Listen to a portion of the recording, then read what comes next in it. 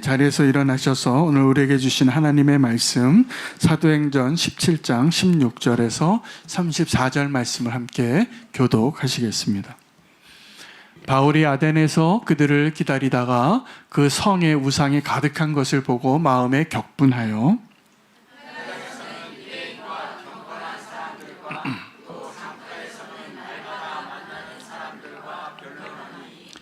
어떤 에피크로스와 스토아 철학자들도 바울과 쟁론할세 어떤 사람은 이르되 이 말쟁이가 무슨 말을 하는가 하고자 하느냐 하고 어떤 사람은 이르되 이방신들을 전하는 사람인가 보다 하니 이는 바울이 예수와 부활을 전하기 때문이로라.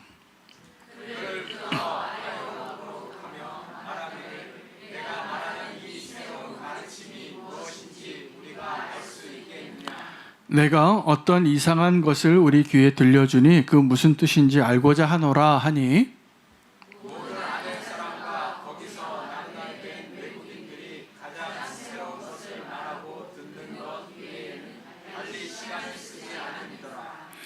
바울이 아레오바고 가운데 서서 말하되 아덴 사람들아 너희를 보니 범사에 종교심이 많도다.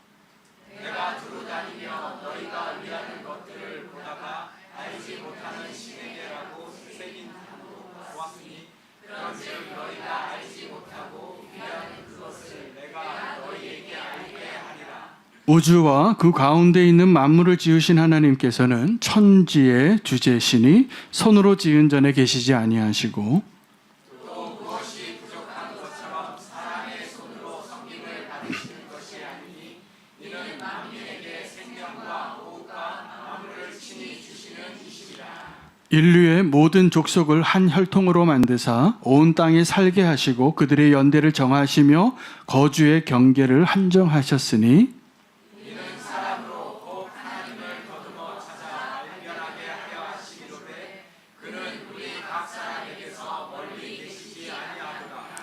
우리가 그를 힘입어 살며 기동하며 존재하느니라. 너희 시인 중 어떤 사람들의 말과 같이 우리가 그의 소생이라 하니 이와 같이 하나님의 소생이 되었은즉 하나님을 금이나 은이나 돌에다 사람의 기술과 보안으로 새긴 것들과 같이 여길 것이 아닙니다.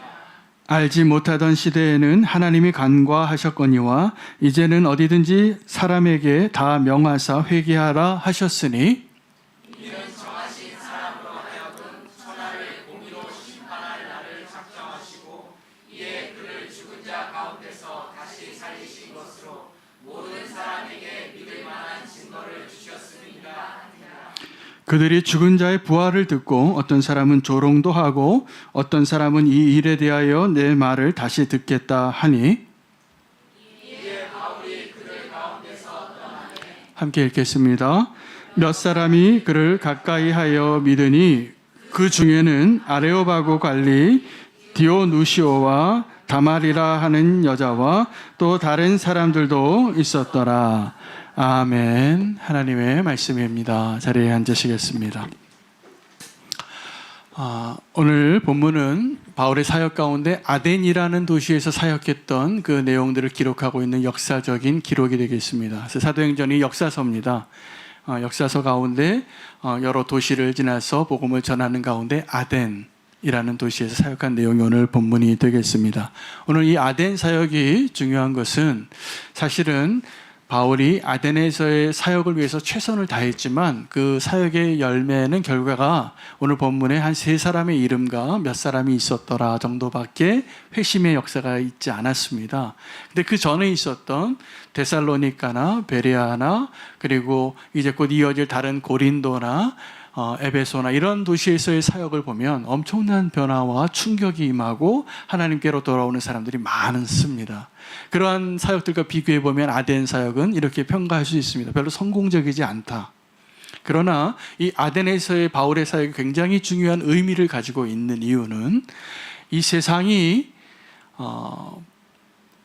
복음을 어떻게 바라보고 그리고 이 복음의 관점에서 이 세상에 종교적이고 철학적인 사람들의 모습이 어떻게 보이는가를 잘 설명해주고 그 만남들을 소개한 자리이기 때문에 그렇습니다. 그래서 오늘 이 본문을 통해서 저는 두 가지 신과 그리고 두 가지 세상과 그리고 두 가지 철학에 대해서 먼저 언급을 드리려고 합니다. 지난 우리 가을 부흥회 때 강사로 오신 엄기영 목사님이 하나님 우리 왕이십니다라는 주제로 하나님 나라의 강의를 첫 번째 내용하셨던 내용의 본론으로 말씀을 전해주셨는데, 그분의 말씀의 근거가 아주 철학적인 정리된 내용이기도 하거든요. 이 세상에 두 가지 신이 있다는 겁니다. 첫 번째 신은 하나님이 창조하신 인간과 소통하는 신이 있어요. 수많은 신이 있는데 소통할 수 없는 신이 있습니다. 이게 우상이죠. 하나님은 어떠한 분이시냐면 우리를 창조하시고 우리와 소통하실 수 있는 것을 작정하셨고 기대하고 계시는 분이죠. 소통한다는 것은 우리가 하나님을 알 수 있게 이미 다 해놓으셨어요. 그리고 하나님 우리에게 기대하시는 게 뭐냐 하면 하나님을 알아가고 하나님의 이름을 부르는 거예요. 여러분, 우리가 기도할 때 다른 우상신들에게 기도하지 않고 하나님 아버지 이렇게 부르는 게 얼마나 놀라운 것이냐면 바로 그 고백을 통해서 내가 너희를 구원하겠다고 하시는. 여러분, 주기도문 가운데 어떻게 기도하죠? 하늘에 계신 우리 아버지요, 이렇게 기도하는 거예요. 이 주기도문으로. 왜요? 소통하시는 하나님이시니. 우리 기도가 하나님 그렇게 원하시는 거예요. 기도하셔야 됩니다. 근데 우상에게도 우리가 간절히 기도를 하는데 그 우상은 가짜신이기 때문에 우리가 아무리 간절히 기도하고 뭘 떠놓고 40일, 100일 작심 기도해도 아무리 작두 타도 사실 우리가 소통할 수 없는 하나님이에요. 그래서 뭘 하냐면 우리가 노력을 하는 거예요. 하나님은요, 우리와 만나기 위해서 우리가 노력하는 것을 기대하시기보다는 우리가 믿음으로 반응하길 원하시고 우리에게 보여주시고 계시하시고 찾아오신 하나님. 그 하나님 오늘 예배하는 겁니다. 자, 오늘 그 아덴이라는 세상은 바울이 보기에 이 아덴이 어떤 곳이냐면 너무 종교적이어요. 너희가 알지 못하는 신에게도 엎드려 절하는구나. 내가 오늘 너에게 너희가 알지 못하는 신을 내가 알게 하겠다. 그리고 복음을 전하는데 어떤 방식으로 전하냐면 그들의 언어로 복음을 전했습니다. 먼저. 다른 도시에서는 바울이 그렇게 안 했어요. 바울은 인간의 지혜가 아니라 인간의 말이 아니라 이 복음의 능력으로, 그냥 복음의 능력으로 살아내는 모습으로 나를 부인하고 예수 그리스도의 십자가의 은혜로 내가 구원받았다는 그 사실로 그들 앞에 서기만 해도 반응하는 사람들이 나왔다는 것이죠. 근데 지금 이 아덴에요, 바울이 혼자 왔어요. 자기 동역자들이 아직 오지 않았어요. 데살로니가에서 또 베레아에서 쫓아와서 괴롭히는 사람이 있어서 먼저 자기만 피신한 거예요. 피신해서 이 아덴에서 보니까 순 우상 덩어리인 거예요. 그 안타까워서 바울이 복음을 전하는데 그의 패턴대로 맨 처음에 어떻게 하냐면 회당에 가서 전하고 또 그 사람들이 시장터에서 복음을 전하는 걸 원했어요. 그 시장에 가서 복음을 전했어요. 그러다가 이 바울이 그때 당시에 이 아테네에 있는 역사상 철학이 가장 번성하던 시기에 있었던 두 학파를 만나는 거예요. 에피쿠루스 학파와 스토아 학파. 들어보셨죠? 저도 철학 전공은 아닌데 한번 들어봤어요. 아주 유명한 철학 학파예요. 근데 그 철학 학파가 이 예수님께서 로마에 2000년 전에 오시기 전에 이미 아테네에서는 이 철학이 정점에 있었어요. 그 두 학파, 에피쿠루스 학파와 스토아 학파는 어떤 차이가 있냐면 에피쿠루스 학파는 쾌락주의자들이에요. 인생의 목적이 우리가 먹고 마시고 즐겁고 행복하는 데 있다. 스토아 학파는 어떤 취지의 학파 성격을 가지고 있냐면 금욕하고 절제하고 우리가 마음대로 살면 안 된다고. 그게 우리가 잘 사는 것이다. 금욕주의자들이에요, 스토아 학파는. 근데 이 두 학파가 복음을 만나고 바울을 만나요. 가장 위대한 전도자잖아요. 근데 이 바울은 그때 당시에 이 아덴이라는 세상과 접촉할 때 다른 도시와 좀 다르게 데살로니가나 또 베레아 사람들을 늘 상고하고 말씀 읽던 사람들을 만나서 그들을 통해서 또 복음이 막 일어나고 주님께로 돌아왔어요. 근데 이 아테네에서는 회당에서도 전하고 시장에서도 전하는데 여전히 그들의 생각과 관념 가운데는 이미 그들의 방식으로 생각하는 신격인 존재에 대해서 늘 갈망하는 사람들이었어요. 아주 종교적이고 아주 철학적인 거죠. 여러분, 이 두 학파, 에피쿠로스 학파나 스토아 학파는 우리가 종말을 맞이할 때도 두 가지 방향으로 이렇게 나타나게 됩니다. 우리가 마지막 때가 언제인지 알지 못해요. 그 시간을 알지 못하는데, 그 시간을 알지 못할 때 시간이 언제라고 얘기해 주는 사람들이 나와요. 이 성경이 기록되어진 초대교회 시대 때 이미 이러한 잘못된 교사들이 나와서 그들의 구원을 위협합니다. 근데 그들이 그 교회 가운데 이 100년도 안 되는 이 시간 가운데 이 종말론이 잘못 가르쳐지고 적용되어질 때 어떠한 모습으로 나타나냐 하면 딱 이 에피쿠로스 학파, 스토아 학파 같이 됩니다. 한 부류는 이 종말이 얼마 남지 않았으니까 먹고 마시자. 그래서 방탕함으로 갑니다. 종말을 오해하면. 또 한 주인은 정말 종말이 오니까 이제 우리가 산 꼭대기에 올라가서 살아요. 이 세상 너무 지금 타락했다. 그래서 흰옷 입고 학교도 안 가고 직장도 그만두고 재산 다 팔아서 그 이단에게 헌금하고 흰옷 입고 산에 가서 북치고 장구치고 주님 이제 말 하나 더 오시옵소서 이렇게 하고 앉아있는 사람들이 등장할 거라는 거예요.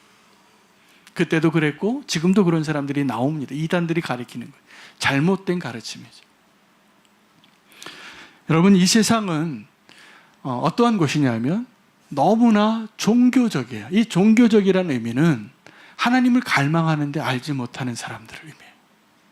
그래서 이들이 하나님을 찾는 방법은 더듬어서 찾는 거예요. 이 바울이 아데네에 있는 사람들을 보면서 이렇게 표현합니다. 너희가 심히 종교적이구나. 심지어는 알지 못하는 신에게라고 엎드려 절하는 사람도 내가 그 제단도 봤다고. 내가 알려주겠노라고. 굉장히 종교적이죠? 그런데 이 세상은 굉장히 종교적이면서 또 하나 이 세상은 굉장히 세속적입니다. 여러분, 세속적인 세상은 어떤 것이냐 하면 하나님을 인정하지 않는 거예요. 그냥 돈이 최고예요. 이 세상 다 물질이니까 우리 죽고 끝나면 아무것도 아니야. 우린 영원히 의미가 없어. 이런 게 공산주의자들이에요. 유물론자들이에요. 그런 세상에 사는 사람들은요, 이 세상에 그 영혼에 대한 갈망이 없기 때문에 막 살아가는 거예요. 막 생명을 죽여도 괜찮은 거예요. 위험한 일이죠. 위태로운 일이죠. 그래서 오늘 이 아데네스의 사역을 통하여서 두 가지 신의 종류, 가짜 신과 진짜 신, 그리고 종교적인 세상과 세속적인 세상, 그리고 에피쿠로스 학파와 또 스토아 학파와 같이 우리가 우리의 힘으로 하나님을 갈망할 때 어떠한 결론을 내리는가를 이미 설명해 주고 있기 때문에 이 소중한 본문입니다. 이 바울이 보니까 이 아덴이라는 세상은 철학이 많이 발전하고 종교성이 짙은데 아덴이라는 사람들은 이렇게 보이는 거예요. 아덴 사람들에게 이 바울이 어떻게 보였냐면 말쟁이라 그래요. 새로운 것을 전하는, 새로운 종교를 전하는 거 한번 말해봐라. 내가 듣겠다. 그래서 아레오바고라는 광장에 세우고 한번 마음껏 얘기해봐 우리에게. 그래서 설명을 하는데 그때 이 바울이 이전의 도시에서 사용하지 않던 방식을 사용합니다. 어떤 방식이냐면 그들의 언어로, 철학적인 언어로 하나님을 설명해줘요. 아주 많은 분량을 할애해서, 많은 시간을 할애해서. 결론으로 그들이 이해가 됐을까요? 실패한 것 같아요. 근데 실패한 게 당연합니다. 왜냐하면 철학적인 언어로 하나님을 아무리 설명해도 하나님을 다 설명하고 정의할 수 없습니다.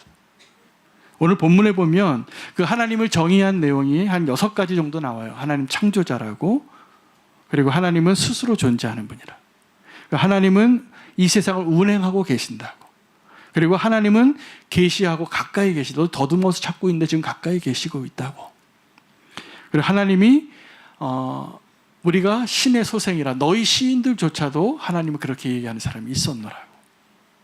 그리고 이 우상은 다 가짜 신인데 진짜 하나님께로 돌아오라. 마지막에 그 하나님이 심판하실 것이다. 이 정도 설명하면 잘 설명한 거. 노력을 한 거예요. 다른 도시에서 사역하지 않았던 언어를 썼어요. 사실 바울은 이런 에피쿠로스 학파나 스토아 학파 철학자들과 만나서 대화할 수 있는 훈련을 잘 받은 사람이에요. 바리새파의 최고 학문을 나왔어요. 박사 학위가 있는 사람이에요. 그러니까 그들과 이 철학적인 언어로 얘기하면 말이 통했을까요? 안 통했을까요? 잘 통했을 것 같아요. 그래서 그들의 언어로 복음을 전한 거죠. 철학자들 만나니까 여태까지는 다 초등학교밖에 안 나온 사람들한테 복음을 전했는데 여기 박사들하고 얘기하니까 이제 박사 언어를 쓰는 거예요. 아주 적적적 이런 얘기하면. 근데 그들이 주님을 인정하지 않아요. 다 들었는데. 여기서 우리가 좀 알아야 될 것이 있습니다. 하나님이 우리가 선택할 수 있는 대상 가운데 수많은 신들의 진열대 위에 서 있는 하나의 신 중에 하나라면 그 하나님은 어떻게 보였을까? 오늘 이 아덴 사람이 우리에게 그걸 말해주고 있어요. 그냥 새로운데 내가 거기에다가 나의 삶을 걸 수 있을 것 같지 않은 거예요. 여러분, 철학이라는 학문은 어떤 학문이냐 하면요, 우리가 인간이 공부하고 연구할 수 있는 학문 가운데 최고의 학문입니다. 주제가 그런 거예요. 우리 왜 살지? 우리는 어디서 와서 우리가 존재하게 됐지? 이런 거를 탐구하는 학문이 철학이에요. 철학적인 거죠. 우리 눈에 보이는 실용적인 먹고 마시는 것이나 예술보다도 더 위에 있는 학문이 철학인 거예요. 이 철학은 결국 우리가 하나님을 향한 갈망이 무엇인가를 드러냅니다. 근데 이 철학으로는 하나님을 정의하거나 발견할 수 없다는 것을 오늘 본문이 설명해 주는 거예요. 이 철학적인 언어로는 이 복음을 다 설명하고 한 사람을 변화시키기가 참 어렵다는 것을 증명해내는 본문이에요. 믿음이 필요해요.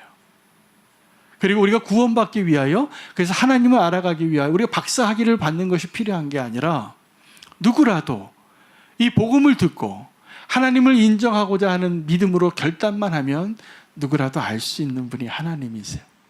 공부 못해도 괜찮아요. 내가 좀 이 언어가 좀 안 돼도 괜찮아요. 심지어는 내 인지적인 능력이 좀 떨어져도 괜찮아요. 왜냐하면 모든 사람들에게 하나님이 하나님을 갈망하고 알 수 있도록 심어 놓으셨어요. 이게 오늘 본문 가운데 나오는 거예요. 그것을 일반 계시라고 그래요. 로마서에도 바울이 다 이야기해요. 너희가 이제 핑계치 못하리라. 하나님 나 몰랐다고 말할 수 없다라는 거예요. 여러분, 예수님을 믿고 지금 교회 나와서 예배하는 사람들이나 지금도 예수님이 하나님이 안 계시다라고 내 마음껏 살아가는 이 교회 밖에 있는 세상에 있는 사람들이나 다 공통점이 있는데 하나님을 알아요. 정확하게 몰라서 그렇지. 희미하게 아는 거예요. 아무도 그것을 부인할 수 없을 것이다 라고 선언합니다. 그리고 우리의 힘으로 그 하나님을 발견하고 더듬어서 찾아서 하나님을 찾아가는 것으로는 하나님을 만날 수 없다라는 것도 말씀해 주시는 거예요. 하나님이 우리에게 오셔야만 그것이 가능한 거예요. 우리에게 오신 그 하나님을, 그 예수 그리스도를 바울이 전하고 있는 것입니다. 여러분, 우리가 하나님을 선택할 만하냐 하면 우리가 진열대에 있는 여러 가지 신이 있잖아요. 제가 지난주 단기선교 일본을 갔다 왔는데 일본에 엄청난 신이 있습니다. 집마다도 있고 우상들 그렇게 많이 숭배하고 우상의 나라예요. 인도도 엄청난 우상의 나라고. 근데 그 사람들이 하나님을 알지 못하는데 희미하게 아니까 하나님 향한 갈망이 있고 하나님을 찾는 거죠. 여러분, 하나님은 저와 여러분에게 원하시는 게 뭐냐면 우리가 믿음으로 하나님을 택하기를 원하세요. 근데 우상은 우리에게 믿음을 요구할까요? 안 할까요? 우상도 우리에게 믿음을 요구합니까? 아니요. 우상은요, 우리에게 믿음을 요구하지 않고 돈을 원해요. 돈을 원해요. 돈을 원하고 사실은 돈이라는 것을 받고 정말 우리가 원하는 것을 주는 신이에요. 그래서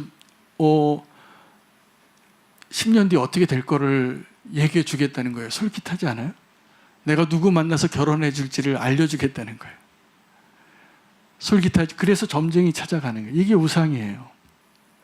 믿음을 요구하지 않아요. 내가 알려줄게. 그 대가를 달려가는데 그거는 그 무당이 원해서 받는 거고 실제로는요, 우리가 해야 할 대가는 그 우상을, 그 점쟁이를 만나서 주는 돈괴의 그 돈의 푼돈이 아니에요. 그 길 그렇게 따라갔다가 나중에 우리가 어떤 대가를 지불하냐면 내 생명을 내줘야 해요. 내 삶을 다 주는 거예요. 그러니까 하나님 보시기 너무 안타까운 길로 들어서는 것이죠. 전 보러 가지 마세요. 전 보러 가지 마세요. 하나님을 믿음으로 바라보시길 바라요. 하나님을. 그래서 하나님은 우리가 어떻게 살아야 하는가를 요구하시는데 딱 하나를 요구하세요. 믿음. 믿음으로 살라. 그러면 우리의 길을 인도하시고 책임지시고 구원하시고 영원한 생명을 주시는 길을 약속하신 거예요. 제가 일본을 다녀왔는데요. 사실은 지역적으로는 나가사키라는 지역을 보고 왔습니다. 그 모든 일정 여러 군데를 다녔지만 사실은 나가사키가 일본에 최초로 복음이 전해진 항구예요. 1459년에. 그리고 자비에르라는 아주 훌륭한 신부님이 사역을 해서 그때 당시에 일본에 복음이 전해졌을 때 부흥이 있었을까요? 아니면 없었을까요? 네? 지금의 일본과 상상할 수 없는 부흥이 있었어요. 우리나라와 상상할 수 없는 부흥이 있었어요. 그때 당시에 도요토미 히데요시가 이제 이 기독교를 탄압하게 돼요. 왜 탄압했을까요? 너무 부흥했기 때문이에요. 전체 일본 인구가 1700만 명인데 기독교인이 100만 명이었어요. 놀랍지 않아요? 지금 0.3%인데 크리스찬이. 일본에요, 한국의 평양 대부흥보다 더 놀라운 부흥이 있었어요. 그래서 이 나가사키가 별명이 뭐냐면 동방의 로마다. 물론 개신교가 아니라 캐톨릭 부흥이었어요. 근데 이제 캐톨릭이 개신교보다 200년 먼저 선교했기 때문에 이런 현상이 나타난 거죠. 근데 그때 핍박이 오니까 숨어 지내는 그리스도인들이 생기게 됩니다. 그래서 이 핍박이 오니까 다 배교하는데 배교해놓고도 끝까지 믿음을 지키고 있었던 사람들이 200년 내지 250년이나 숨어 있었어요. 그러다가 우리 프레장이라는 신부가 1865년에 일본에, 그게 박해가 끝날 때쯤입니다. 그래서 이렇게 다시 이제 기독교에 대한 박해를 풀어주는 시기쯤에 이 프레장 신부가 가서 방문을 해요. 3일 정도 지나서 어떤 사람들, 일련의 사람들이 와서 이 신부님 앞에 엎드려서 이렇게 얘기하는 거예요. 우리의 마음이나 신부님의 마음이나 같습니다. 무슨 얘기냐? 같은 믿음 갖고 있어요, 우리가.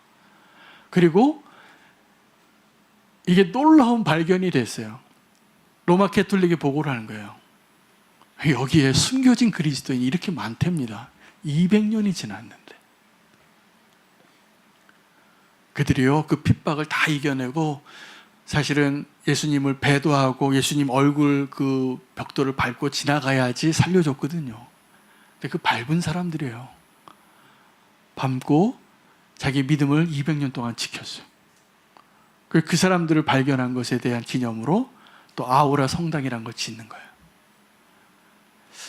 여러분, 우리는 어떻게 숨어있는 그리스도인으로 살고 있냐 하면 이 세상에 지금 광장 위에 서 있는 그리스도인과 숨어 지내는 그리스도인이 있는 것 같아요. 여러분은 어떤 크리스찬이십니까? 숨어 지내는 크리스찬이시라면 한번 생각해 보시기 바랍니다. 어떤 청년이 직장에서 신앙생활 잘하고 있다고 이렇게 듣고 신우회 활동을 한다고 들어서 제가 막 격려를 했어요. 그러면서 자기가 깜짝 놀랐대요. 신우회 모임에 갔더니 팀장님도 여기 오셨어요? 다 숨어있는 크리스찬이 이렇게 많은 거죠.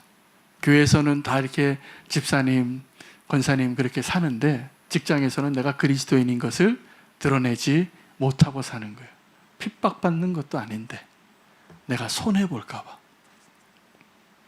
여러분, 근데 바울은 이 광장에 서서 복음을 전하는데 그것도 별로 성공적이진 않았어요. 사실은 복음이 언제 확산되냐 하면 박해 가운데, 고난 가운데 숨겨진 그리스도인들이 복음을 확장시켰습니다. 가장 대표적인 나라가 중국입니다. 중국이 문화혁명을 일으키고 25년 동안 철권으로 모든 선교사 추방시키고 모든 성경책 다 불태우고 교회 건물 다 무너뜨렸어요. 그리고 이제 공산주의만 남았어요. 근데 그 전에 200년 동안 중국 선교를 했던 수많은 선교사들이 하지 못했던 일을 그 박해가 해요. 지금 전 세계에서 기독교인이 가장 많은 나라가 어느 나라일까요? 중국입니다. 근데 지금 또다시 시진핑이 중국 교회를 박해하고 있어요. 그래서 막 새롭게 이제 부흥을 하고 교단을 세우고 중국 교회에 부흥을 말하려고 했던 지도자들이 다 지금 어려움을 하고 감옥에 막 가요. 누명을 막 씌워요. 이 목사님 횡령했다고. 이 목사님 스캔들 일으켰다고. 아니에요. 감옥에 넣은 거예요. 누명을 씌워서. 그 지금은 목사님도 없이 그냥 다시 가정교회로 막 흩어졌어요. 숨은 그리스도인들이 다시 생기기 시작해요. 여러분, 하나님의 나라는 지금도 확장되고 있을까요? 안 되고 있을까요? 확장되고 있습니다. 저는 그걸 믿습니다. 왜냐하면 이 역사의 흐름이 그렇게 간다고 성경에 기록이 되어 있기 때문에. 이 모든 민족이 이 천국 복음을 듣게 되리니 그제야 끝이 오리라. 여러분, 종말이 올 것을 믿으세요? 그 종말이 오기 전에 반드시 선교 완성이 옵니다. 그런데 우리가 알지 못하는 방식으로 올 가능성이 높아요. 보이지 않는 곳에서. 우리가 깨어 있어야 할 필요가 있는 것이죠. 이 아테는 너무나 종교적인 도시인데 사실은 너무나 종교적인 도시라서 하나님을 거부하는 도시예요. 왜요? 가짜 신이 너무 많은 거예요. 그럴듯한 신이 너무 많아요. 하나님이 그 진열대에 있으면 우리가 그 하나님을 선택할 가능성이 별로 없어요. 왜요? 우리에게 별로 매력적이지 않아요. 매력적이지 않아요. 하나님이 별로 그렇게 대단해 보이지도 않아요. 그래서 십자가에 달린 예수님에게 강도들도 너 자신을 구원하라. 그거 보면 내가 믿겠다고. 근데 예수님이 그 자존심 상해갖고 착 한번 그 십자가에서 착 내려오시면 좋았을 텐데 안 그러셨어요. 여러분, 지금도 우리가 믿고 싶은 하나님은 어떤 하나님이냐면 우리가 위기에 처했을 때, 우리가 정말 어려움에 처했을 때 슈퍼맨처럼 나타나신 하나님이에요. 망토 쫙 펴고 우리를 구원해 주시는 하나님을 찾을 때가 많으시잖아요. 여러분들, 제가 미리 말씀드리면 우리가 지금 예배하는 그 하나님, 그 슈퍼맨이 아니세요. 전능하신 분이시지만 우리를 위해서 기꺼이 십자가에 달리시기로 결정하시고 계획하시고 작정하셨던 분이세요. 오늘 우리가 그 하나님을 꼭 만날 수 있기를 원합니다. 이 세상에 이 가짜 신이 너무 많은 이유는 딱 한 가지 이유입니다. 우리가 두 가지 신을 섬기고 있기 때문에요. 두 주인을 섬기고 있기 때문에요. 왜 이렇게 우상이 많은가? 하나님 우리에게 그 일반 계시로 하나님에 대한 갈망함을 주셨기 때문이기도 하고, 우리가 여전히 하나님 한 분만을 나의 왕으로 인정하는 일에 실패하고 있기 때문에 그렇습니다. 우리가 하나님을 나의 왕으로 인정하는 것은 결혼과 같아요. 수많은 진열대에 수많은 신들이 있죠. 인도에 가면 인구가 그렇게 많은데 인도의 인구보다 더 많은 신이 있대요. 대단하죠? 그러니까 예수님 막 복음 전하면 또 잘 믿어요. 믿겠다 그래요. 왜요? 또 하나의 신을 하나 선택하는 거니까. 그러나 우리가 정말 선택해야 하는 그 하나님은 어떤 하나님이셔야 되어야 하냐 하면 내 결혼하는 배우자와 같은 거예요. 여러분, 결혼하기 전에 이 지구의 반은 내 아내가 될 가능성이 있는 거예요. 내 남편이 될 가능성이 있는 거예요. 근데 결혼하면 끝이에요. 이제 결혼하면 여러분, 죄송하지만 이 세상의 반을 포기하셔야 돼요. 그리고 한 여자를, 한 남자를 끝까지 붙잡고 살아야 돼요. 그게 결혼이에요. 근데 우리가 하나님을 택하는 것도 이 결혼과 똑같은 거예요. 근데 우리가 우상을 숭배하는 건 어떤 거냐 하면 내가 하나님도 사랑하고 하나님도 예배하는데 옆집 아저씨도 좋은 거예요. 그런 가정이 있을 수가 없어요. 그런 가정이 있을 수가 없어요. 근데 우리가 하나님을 그렇게 예배했다는 거예요. 지금 이 아테네에서의 그 사역은 그 수많은 우상과 그 수많은 철학 가운데 하나님을 인정하고 돌아오는 일에 실패한 이유는 하나님을 그렇게 오해하고 있기 때문에 그렇습니다. 여러분, 지금도 진짜 하나님을 인정하지 못하고 가짜 하나님이 그렇게 많은 이유는 더 정직하게 얘기해 볼까요? 우리가 가짜 그리스도인이기 때문입니다. 우리 어떻게 신앙생활을 하냐면 하나님 사랑한다고 하고 눈물 흘리면서 회개하고 하나님을 위해서 그렇게 헌신하면서도 기회만 있으면 또 다른 우상을 찾고 붙잡는 일이 어렵지 않은 거예요. 여러분, 이러한 그리스도인을 뭐라고 얘기하냐면 가짜 그리스도인이라고 말하는 겁니다. 근데 그 가짜 그리스도인이요, 아주 오래 교회를 다니면 꼭 진짜 같아요. 그래서 정말 예수님을 잘 믿는 것 같아요. 근데 한 가지가 부족해요.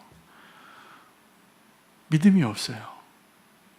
여러분, 그래서 내가 교회를 오래 다녔는데 믿음이 없고 그냥 내 습관적으로 종교적인 하나님으로 만족하고 그래도 괜찮고 그래서 기쁘고, 그렇다면 이 사실을 제가 좀 죄송하지만 선포해드리고 싶어요. 그런 성도님은 가짜 성도예요. 그런 성도님이 믿는 그 하나님은 가짜 하나님이에요.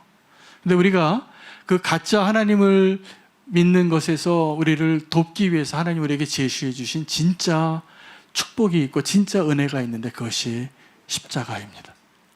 여러분, 수많은 우상이 있지만 진짜 우상은 뭐냐 하면 내 자신이에요.